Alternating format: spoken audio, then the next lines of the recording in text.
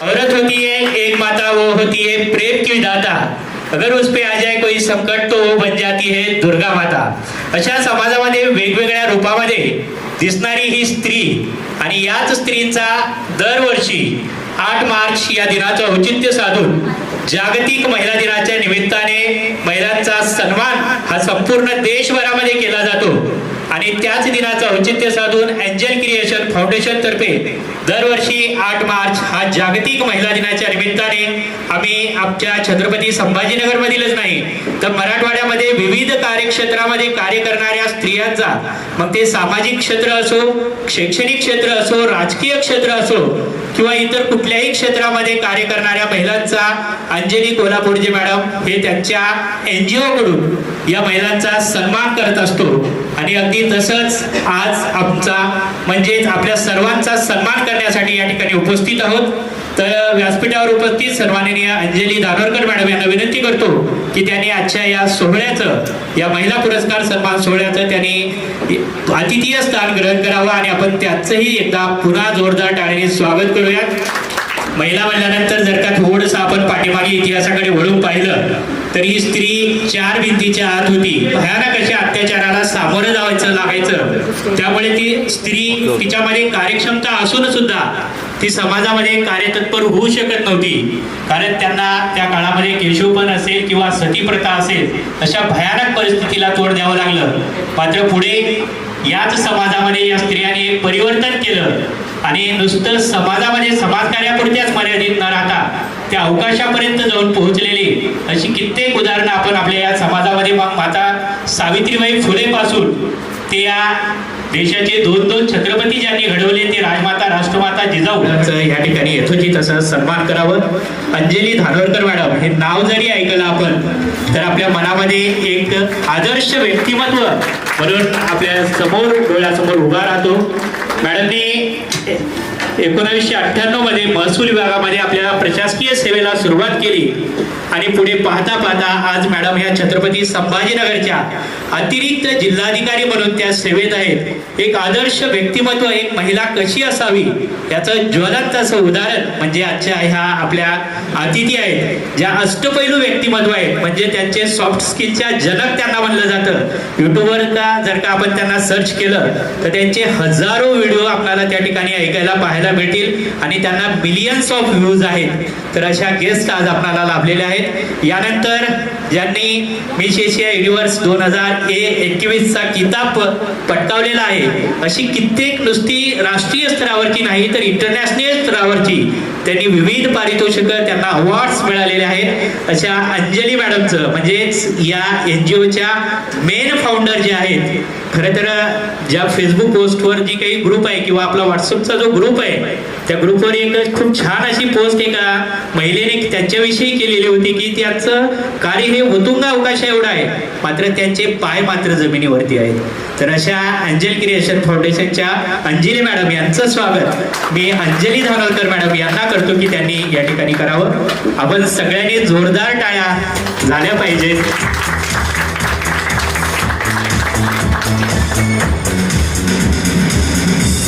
धन्यवाद मॅडम. यानंतर आपण पाहतो की एखाद्या स्त्रीला कार्य करत असताना समाजामध्ये खरंच अनेक समस्येला तोंड द्यावं लागतं. मात्र ती स्त्री त्याच्यातून म्हणजे शून्यातून ती आपलं विश्व निर्माण करण्याचं स्वप्न पाहत असते आणि त्याला पाठबळ लागतं, कोणाचं तरी सहकार्य लागतं. अगदी तशाच पद्धतीनं आमच्या अंजली कोल्हापूरजी मॅडमला नेहमी सहकार्य करणाऱ्या VLCCच्या फरा मॅम या ठिकाणी उपस्थित आहेत. तर अंजली धानोरकर मॅडम यांना विनंती करेन की त्यांनी फरा मॅडमचं या ठिकाणी पुष्पगुच्छ देऊन स्वागत करावं. खरं तर गोडी गुलाबी थोडासा रुसवा, खूप सारे प्रेम थोडासा रागवा, नको अंतर कधी नको दुरावा, इतका असावा एंजल क्रिएशन फाउंडेशन आणि VLCC मध्ये बोलावा हा आशावाद या ठिकाणी व्यक्त करतो. आपल्या सगळ्यांचाच शब्दसुखाने मनपूर्वक आपण सगळेजण सुद्धा विविध क्षेत्रातले नामवंत व्यक्तिमत्व आहात. आपणही कुठल्या ना कुठल्या क्षेत्रामध्ये शून्यातून आपलं विश्व निर्माण केलंय. त्यामुळे तुम्हाला तुमच्यासाठी एकदा जोरदार टाळ्या वाजवावं अशी आपल्याला विनंती करतो. आणि आजच्या या सोहळ्याचं प्रास्ताविकासाठी मी अंजली कोल्हापूरजी मॅडम यांना विनंती करेन की त्यांनी आजच्या या सोहळ्याचं या ठिकाणी प्रास्ताविक करावं.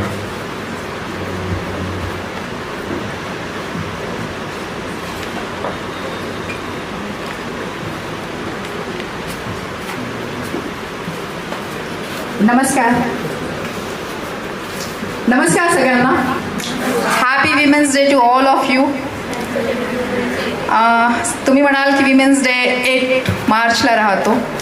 एव्हरी इयर कॅलेंडर डेट आहे actually, but according to me women's day daily celebrate व्हायला हवा. Because women means power, success, motivations to other.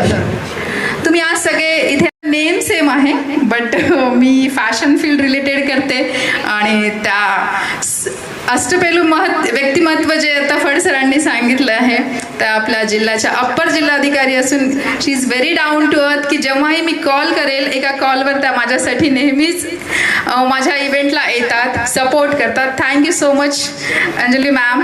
आणि नन अदर दॅन माझ्या फरा मैम, VLCC के हेड है institute K.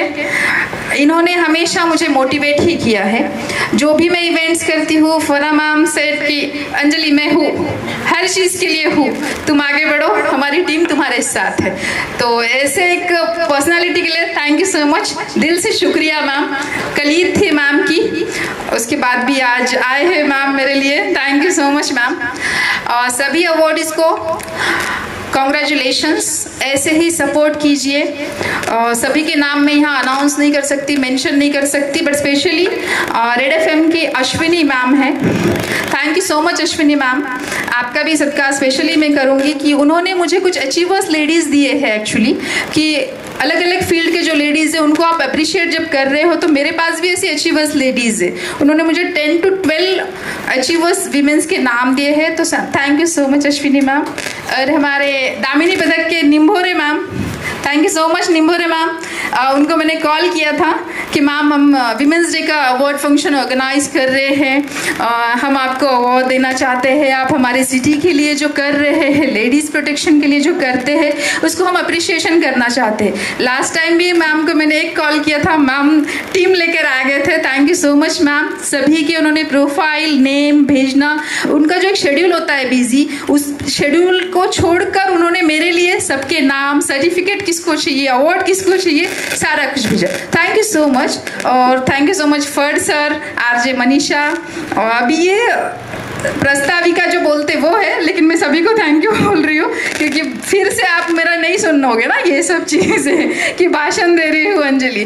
But thank you so much once again. Happy women's day to all of you. Next year फिर से करूँगी. जो भी आपसे रिलेटेड जो भी होंगे, विमेंस जो होंगे, अलग अलग फील्ड के अचीवर्स जो होंगे, उनके नाम ज़रूर सजेस्ट करना. उनको भी मैं अगले साल अप्रिशिएट ज़रूर करूँगी एक छोटा सा अवार्ड देकर. कल किसी एक लेडी ने मुझे पूछा था, सॉरी ये मेंशन करना ज़रूरी है कि वहाँ पर खाना भी रहेगा क्या, ऐसे कुछ. सत्यभामा मैम नहीं, अच्छा है कि सबको डाउट होता है ना कि अवार्ड फंक्शन है, वहाँ खाना वाना भी मिलेगा या और कुछ रहेगा. Yes yes exactly ma'am. Accepted, agreed. But ये मेरा एक छोटा सा एंजल क्रिएशन शुरुआत है. सारी महिलाओं को एक अप्रिशिएशन देने का ट्रॉफी, सम्मान जो दे रही हूँ मैं, उसके लिए आप सब आए मैम, आप बहुत दूर से आए, उसके लिए थैंक यू सो मच. लेकिन नेक्स्ट ईयर मैं प्लान करूँगी ऐसा कुछ कि स्पॉन्सर्स लूँ और खाना वाना, बैंड बाजा सब कुछ करूँगी, ज़रूर पक्का करूँगी ये. Thank you so much. Show की शुरुआत सर फर्ड सर आगे करेंगे. 1 by 1 अवार्ड अनाउंस होंगे. आपको जो भी स्पीच देना है अपने लेटर लेते हैं, एकदम स्टार्ट में नहीं लेना है वो सब चीज़ें, ठीक है. Thank you so much.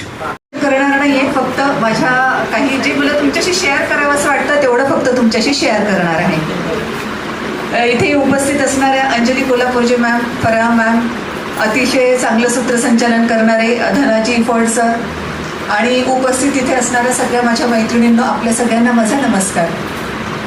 जसं धनाजी सर आत्ता अंजली मॅमबद्दल सांगत होते, मीही मला वाटते काही वर्षांपासून आम्ही सोबत आहोत आणि मी प्रत्येक वेळेस तेच ऑब्झर्व केलेलं आहे की त्या सौंदर्यवतीच फक्त आहेत असं नाही. सौंदर्याच्या क्षेत्रात तर त्यांनी जे करायचं आहे ते सगळं करत आहेतच, पण त्यासोबतही त्यांचं सामाजिक कार्यातलं सुद्धा उपक्रम खूप महत्त्वाचे आहेत.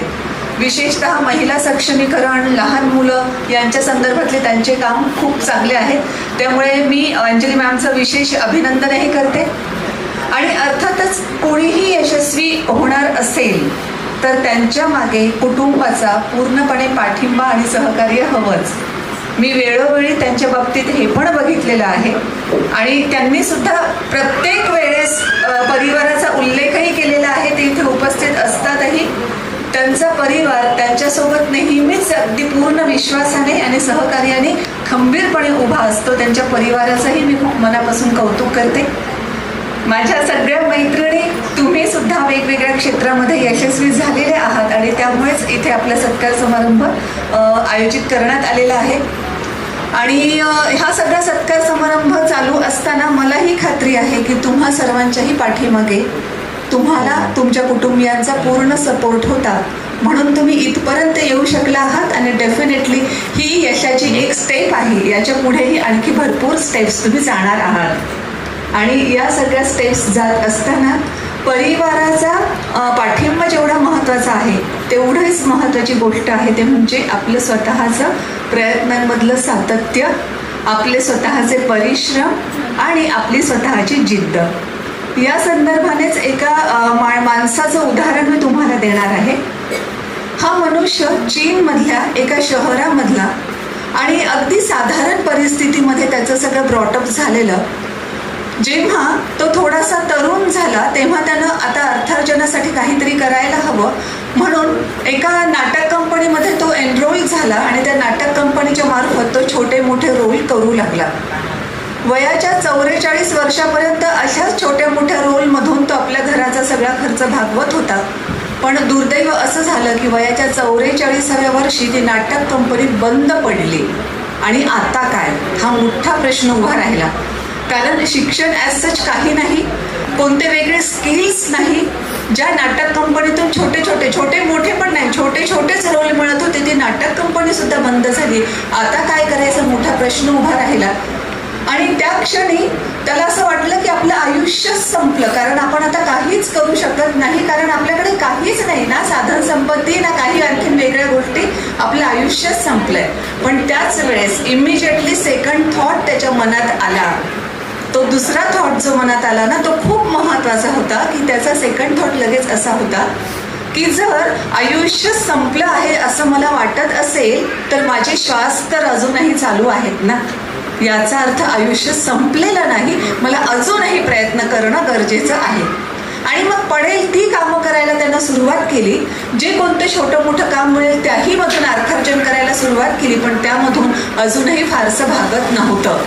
आणि वयाच्या 50व्या वर्षी त्याच्या असं लक्षात आलं की आपण लिव्हिंग स्कल्पचर नावाचा एक प्रकार आहे, तो प्रकार डेफिनेटली करू शकतो. आणि ते करायला त्यानं सुरुवात केली. लिव्हिंग स्कल्पचर म्हणजे काय, तर शरीराला रंग फासायचा. एखाद्या पात्राचं उदाहरण घेऊन ऐतिहासिक एखादं पात्र करत असेल तर त्या पात्राप्रमाणे पूर्ण शरीराला रंग फासायचा, सगळी वेशभूषा तशी करायची, पोज तशी घ्यायची आणि तासनतास त्या पोजमध्ये डोळेही न मिटवता उभं राहायचं. केवढी जबरदस्त मानसिक ताकद लागत असेल ना. शारीरिक ताकद तर लागतेच, पण मानसिक ताकद सुद्धा जबरदस्त लागते. अजिबात न हलता डुलता तासन तास उभं राहायचं. आणि जेव्हा कोणी ही कलाकृती आवडली म्हणून बच्चे कंपनी किंवा प्रेक्षक कोणी जवळ जेव्हा जातील तेव्हा लगेच त्यांच्याकडे बघून डोळे मिचकवायचे किंवा एकदम हात काहीतरी हलवायचा, जेणेकरून क्षणार्धात ते सगळे लोक पाहणारे दचकतील, पण लगेच लक्षात येईल की अरे हे असं आहे का, हे लिव्हिंग स्कल्पचर, आणि मग खूप हसायला लागतील. अशा पद्धतीनं मग त्याची कला लोकांना आवडायला लागली आणि पैसे त्याला चांगल्यापैकी मिळायला लागले. पण पैसे तर बरे मिळत आहेत म्हणून थांबणार तर तो मनुष्य कुठला ना. वयाच्या 60व्या वर्षी त्यानं इंग्रजी शिकायला सुरुवात केली. वयाच्या 70व्या वर्षी 50व्या वर्षीपासून जेव्हा आपल्याकडे गुडघेदुखी सुरू होते, स्टेप जर एखादी वर चढायची असेल तर प्रॉब्लेम यायला लागतात, तेव्हा या मनुष्यानं वयाच्या 70व्या वर्षी जिम जॉईन केलं. खूप अवघड जात होतं पण त्यानं कंटिन्युटी ठेवली. जिममध्ये सतत तो वर्कआउट करतच होता. आणि 2015चा इसवी सन 2015चा एक दिवस असा आला जेव्हा त्याचं वय होतं 79. आणि जेव्हा फॅशन रनवे चालू होता, जेव्हा हा मनुष्य त्या रनवेवरून जात होता, तेव्हा सगळेच्या सगळे जर अगदी आ वासून पाहणं ज्याला म्हणतो ना, तशा पद्धतीनं त्याच्याकडे पाहतच राहिले. हा 79 वर्षाचा म्हातारा नाही म्हणता येणार, तरुणच म्हणावा लागेल. हा 79 वर्षाचा हा तरुण, पांढरे शुभ्र केस त्याचे, पांढरी शुभ्र दाढी त्याची, शर्टलेस आहे आणि तो त्या फॅशन रनवेवर वॉक करतोय. त्याचं शरीराचं पोश्चर एकदम व्यवस्थित ताठ आहे. त्याची मान किंवा त्याचं पाठीचं जे काही कणं आहे तोही सगळं अगदी व्यवस्थित आहे. पोश्चर त्याचं अगदी अल्टिमेट आहे.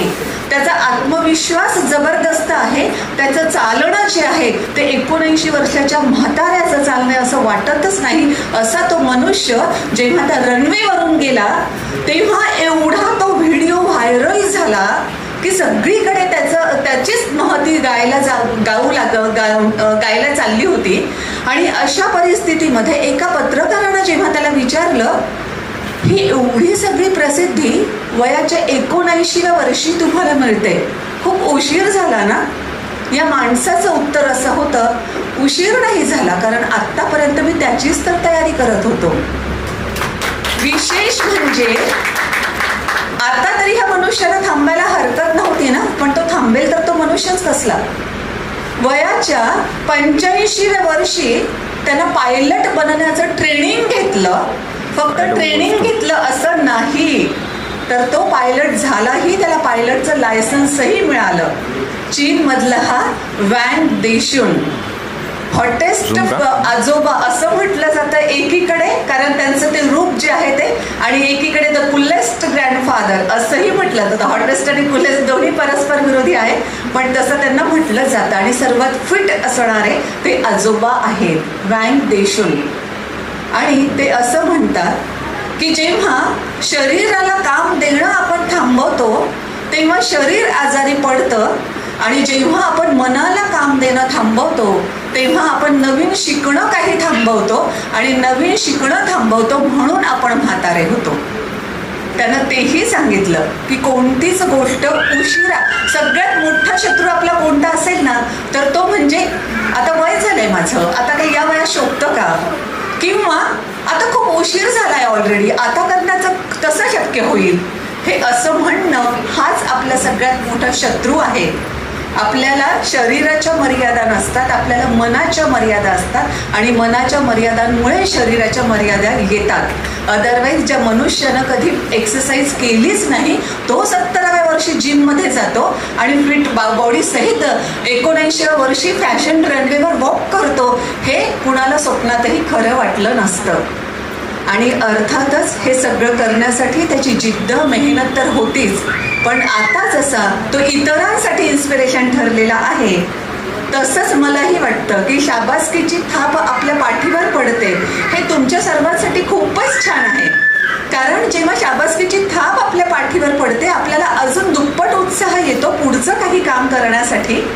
आता तुमची ही पण जबाबदारी त्यामुळेच येईल की या प्रेरणेचा स्रोत आता तुम्ही दुसऱ्यांपर्यंतही पोहोचवायचा आहे. तुम्हाला जे यश मिळालं आहे त्याचा परिणाम नेमका काय झाला आणि किती छान तुम्हाला वाटत होतं हे इतरांपर्यंतही पोहोचवायचं आहे. कारण जे मी नेहमीच म्हणत असते, we rise by lifting others. त्यामुळे इतरांनाही या स्टेजपर्यंत घेऊन येणं, जेणेकरून यश त्यांनाही चाखता आलं पाहिजे, ह्या सगळ्या गोष्टी तुम्ही नक्कीच कराल अशी अपेक्षाही व्यक्त करते. ज्या मैत्रिणींना आज इथे पुरस्कार दिले जाणार आहेत त्या सर्वांचं आत्ताच अभिनंदनही करते आणि आपल्या सगळ्यांनाच जागतिक महिला दिनाच्या खूप खूप शुभेच्छा देते आणि इथेच थांबते. Thank you so much.